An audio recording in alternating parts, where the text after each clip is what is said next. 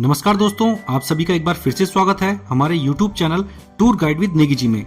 दोस्तों, अगर आप भी उत्तराखंड के 4 धामों में से एक यमुनोत्री धाम के दर्शन के लिए जाना चाहते हैं या फिर जाने का प्लान कर रहे हैं, तो आज मैं आपको बताऊंगा यमुनोत्री धाम की कंप्लीट डिटेल्स कि यमुनोत्री धाम की यात्रा आप सबसे सस्ते में कैसे कर सकते हैं, ये यात्रा कब होती है, कहाँ से शुरू होती है, कौन कौन इस यात्रा में जा सकता है, खाने रहने की क्या व्यवस्था रहती है और कौन सा समय यहाँ जाने के लिए बेस्ट रहता है।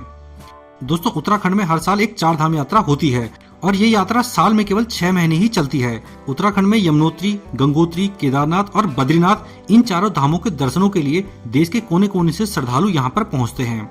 दोस्तों, यमुनोत्री धाम के कपाट हर साल अक्षय तृतीया के दिन यानी अप्रैल लास्ट और मई फर्स्ट वीक तक खुल जाते हैं और दिवाली तक बंद हो जाते हैं। तो इस यात्रा को आप केवल मई से लेकर नवंबर तक के बीच ही कर सकते हैं। बाकी सर्दियों में 6 महीने के लिए इस धाम के कपाट बंद रहते हैं। दोस्तों, यमुनोत्री वो स्थान है जहां से मां यमुना सबसे पहली बार धरती पर अवतरित होती है और यहां से निकलने के बाद आगे चलकर प्रयागराज में गंगा जी में मिल जाती है। मां गंगा और यमुना दोनों ही उत्तराखंड से ही निकलते हैं, लेकिन मिलते हैं ये प्रयागराज में आकर। अब दोस्तों, अगर आप यमुनोत्री धाम के दर्शन करना चाहते हैं तो आपको सबसे पहले ऋषिकेश या हरिद्वार आना होगा। हरिद्वार और ऋषिकेश दोनों ही जगहों तक बस और ट्रेन की सुविधा उपलब्ध है। तो आप किसी भी बड़े शहर से आना चाहते हैं हरिद्वार या ऋषिकेश, तो आपको डायरेक्ट यहाँ के लिए ट्रेन और बस मिल जाएगी। इसके अलावा अगर आप फ्लाइट से आना चाहते हैं तो यहाँ का जो सबसे नजदीकी एयरपोर्ट है वो है जॉली ग्रांट एयरपोर्ट, जिसकी हरिद्वार से दूरी 42 किलोमीटर है। तो हरिद्वार और ऋषिकेश पहुंचने का सबसे सस्ता साधन रहेगा ट्रेन का, और ट्रेन से आप आसानी से हरिद्वार और ऋषिकेश पहुंच सकते हैं। और हरिद्वार और ऋषिकेश के बीच की जो दूरी है वो 25 किलोमीटर की है।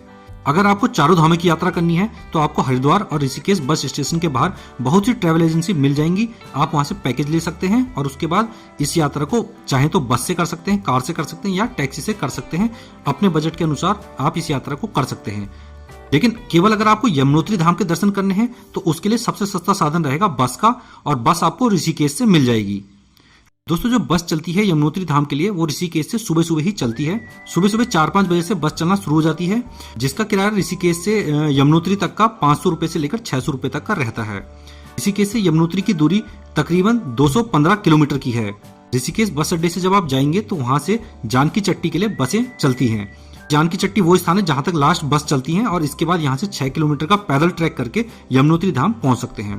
तो सबसे सस्ता साधन यमुनोत्री धाम जाने के लिए बस का ही रहता है। बाकी अगर आप हरिद्वार ऋषिकेश से बाइक या स्कूटी रेंट पे लेकर भी जाना चाहते हैं तो आपको हरिद्वार और ऋषिकेश से बाइक और स्कूटी रेंट पे भी मिल जाती है। ये सब आपको कहां से मिलेंगे, इनके वीडियो मैंने अलग से डाल रखे हैं, आप नीचे डिस्क्रिप्शन बॉक्स में देख सकते हैं। मैंने कंप्लीट डिटेल बताई है कि कहां से आपको स्कूटी रेंट पे मिलेगी, बाइक रेंट पे मिलेगी, कार रेंट पे मिलेगी। वो देखकर आप अगर लेना चाहते हैं स्कूटी बाइक रेंट पे तो ले सकते हैं। आप सुबह सुबह की बस में बैठकर निकल पड़िए ऋषिकेश से जानकी चट्टी के लिए। दोस्तों, जो ये बस चलती है ये शाम तक आपको जानकी चट्टी तक पहुंचा देगी और इस रास्ते में आपको बहुत ही खूबसूरत व्यू भी देखने को मिलेंगे। जब आप जाते हैं तो सबसे पहले आप बरकोट पहुंचेंगे और बरकोट से होते हुए आप जानकी चट्टी तक पहुंच जाएंगे। यहाँ पहुंचकर सबसे पहले आपको क्या करना है कि कमरा ढूंढना है, और कमरे और डॉर्मेट्री लॉज वगैरह यहाँ पे मिल जाते हैं। जैसे लॉज वगैरह में अगर आप लेते हैं तो ये सबसे सस्ता बैठेगा। यहाँ पे आपको एक बिस्तर मिल जाएगा। एक आदमी का जो ये बिस्तर का किराया रहता है वो 300 रुपए से 500 रुपए पर बेड रहता है। इस तरीके से आप चाहें तो सबसे सस्ते में बिस्तर ले सकते हैं। और अगर आप रूम लेते हैं तो रूम आपको यहाँ पे 1000 रुपए से लेके 1500 रुपए तक में मिल जाता है। तो आप चाहें तो रूम भी ले सकते हैं और चाहें तो आप बिस्तर वगैरह लेके भी अपना काम चला सकते हैं। वैसे आपको सस्ते रूम चाहिए तो आपको जानकी चट्टी की जगह खरसाली में सस्ते रूम मिल जाएंगे। दरअसल में जानकी चट्टी से थोड़ा सा ऊपर यानी कि 400 मीटर ऊपर एक गांव पड़ता है खरसाली, वहां पे भी रूम वगैरह मिलते हैं। वहां पे आपको सस्ते रूम मिल जाएंगे। आपको खरसाली में गीजर वगैरह के साथ 1000 रुपए में आराम से रूम मिल जाएंगे। अब दोस्तों, यहाँ पे खाने पीने की बात की जाए तो यहाँ पे जो खाने की थाली है वो 150 रुपए से लेकर 200 रुपए तक की पड़ती है, जिसमें एक सादा खाना होता है, 4 रोटी, दाल, सब्जी वगैरह। तो खाना वगैरह थोड़ा सा महंगा है यहाँ पे, लेकिन इसी तरीके से यहाँ पे रेट है क्योंकि ये बहुत ही ऊंचाई पे है, तो यहाँ पे खाना वगैरह पहुंचाना भी आसान नहीं होता है। अब यहाँ पे रूम लेकर और खाना वगैरह खाने के बाद अगले सुबह जितना जल्दी हो सके निकल पड़िए पैदल यात्रा पर। दोस्तों, यहाँ जानकी चट्टी से यमुनोत्री की दूरी 6 किलोमीटर की है और अगर आप स्वस्थ हैं, चलने की आदत है, तो आप 2-3 घंटे में इस चढ़ाई को कर लेंगे। और अगर आप धीरे धीरे भी इस चढ़ाई को करते हैं तो 4 घंटे में आप ऊपर तक पहुंच जाएंगे। इसके अलावा अगर आप पैदल नहीं चल सकते हैं तो आपको यहाँ पे डोली या खच्चर करना होगा। डोली का जो चार्ज है वो 6000 रुपए से 8000 रुपए का है, ऊपर ले जाने का और वापस नीचे लाने का। इसके अलावा खच्चर का जो रेट है वो 2500 रुपए है, ऊपर आने का और वापस नीचे आने का।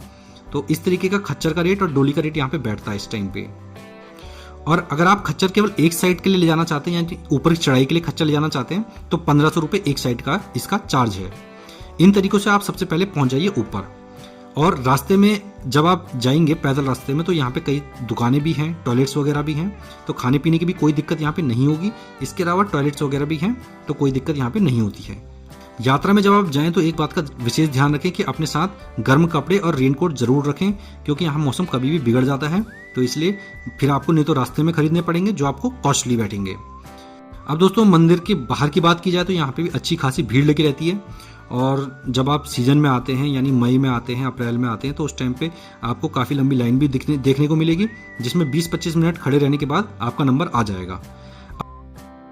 अब मंदिर में प्रवेश करते ही सबसे पहले आपको देखने को मिलेगा एक तप्त कुंड, जिसे सूर्य कुंड भी कहते हैं। इस कुंड की खासियत यह है कि यहाँ पर से हमेशा ही गर्म पानी निकलता रहता है। मंदिर में दर्शनों के लिए जाने वाले जितने भी श्रद्धालु होते हैं वो सबसे पहले यहाँ पे स्नान करते हैं। और इस जगह की खासियत यह है कि यहाँ पे साल भर ही इस तरीके का गर्म पानी निकलता है, जबकि जो ये स्थान है बहुत ठंडा स्थान है। और यहाँ पे जो माँ यमुना का पानी है वो बहुत ही ज्यादा ठंडा है, क्योंकि वो ग्लेशियर से निकल रहा है। उसके बावजूद यहाँ पे जो पानी निकलता है वो बहुत ही ज्यादा गर्म होता है। और नीचे की तरफ अगर आप देखेंगे तो यहाँ पे माँ यमुना बहती है, और यहीं से माँ यमुना बहते हुए नीचे की ओर जाती है। अब चलते हैं मंदिर की ओर। और मंदिर में अगर आप देखेंगे तो यहाँ पे माँ यमुना जी की एक मूर्ति लगी हुई है, और इस जगह पे भी बहुत भीड़ रहती है। मंदिर छोटा सा है, क्योंकि बहुत पुराना मंदिर है, और पहाड़ों में इसी तरीके के छोटे मंदिर होते हैं, तो इसमें ज़्यादा लोग एंट्री नहीं कर सकते हैं। तो ये है वो मंदिर जहाँ पे आप माँ यमुना के दर्शन कर सकते हैं।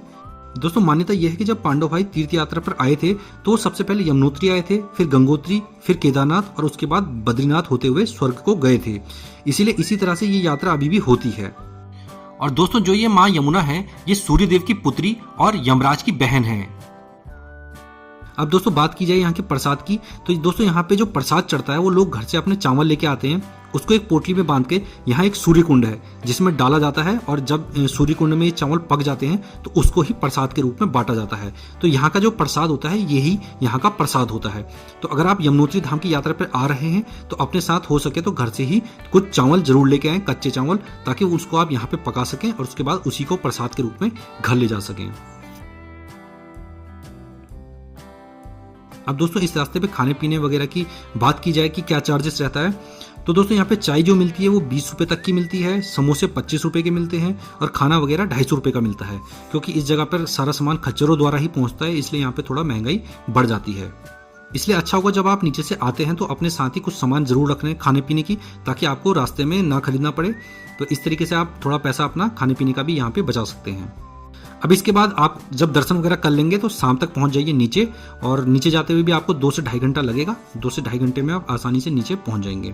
इसके बाद जहां पे आपने पहले दिन रूम लिया है तो वहां पहुंच जाइए, और वहीं पे रात को फिर आराम करके, और इसके बाद अगले दिन सुबह की बस पकड़कर पहुंच जाइए हरिद्वार।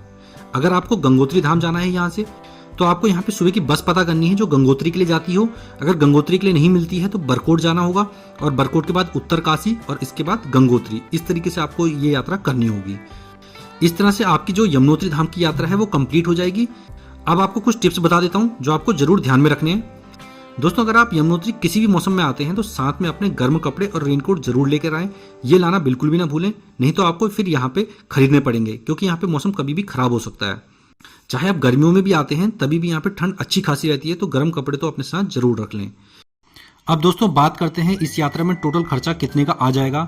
तो दोस्तों 2 दिन अगर आप यहाँ पे रुकते हैं तो सबसे सस्ता बैठेगा डोरमेट्री, और अगर आप डोरमेट्री में 2 दिन रुकते हैं तो इसका जो किराया बैठेगा वो लगभग 1000 रुपये तक का बैठ जाएगा। इसके अलावा दोस्तों बस की बात की जाए आने और जाने की, तो आप इसको ले लीजिए 1200 रुपये आने और जाने का। तो इसके अलावा यहाँ 3 दिन अगर आप खाना वगैरह खाते हैं रास्ते में आने जाने का और यहाँ रुकने का, 3 दिन का खाने पीने का 1500 रुपये खाने का भी ले लीजिए।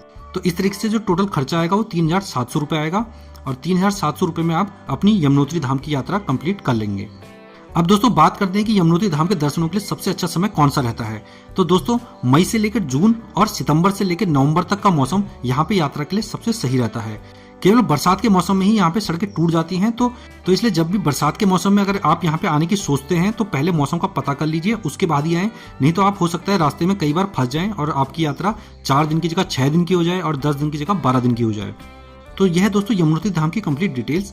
इसके अलावा अगर आप चार धाम की यात्रा ट्रैवल एजेंसी के थ्रू करना चाहते हैं, अगर आप चाहते हैं कि आप सीधे हरिद्वार आ जाएं, बाकी ट्रैवल एजेंसी वाला ही आपका चारों धामों की यात्रा भी करा दे, खाना पीना रहना सब कुछ करा दे, तो उनके कुछ नंबर मैंने दे रखे हैं कुछ ट्रैवल एजेंसी के, आप इनसे बात करके अपना ट्रैवल प्लान कर सकते हैं।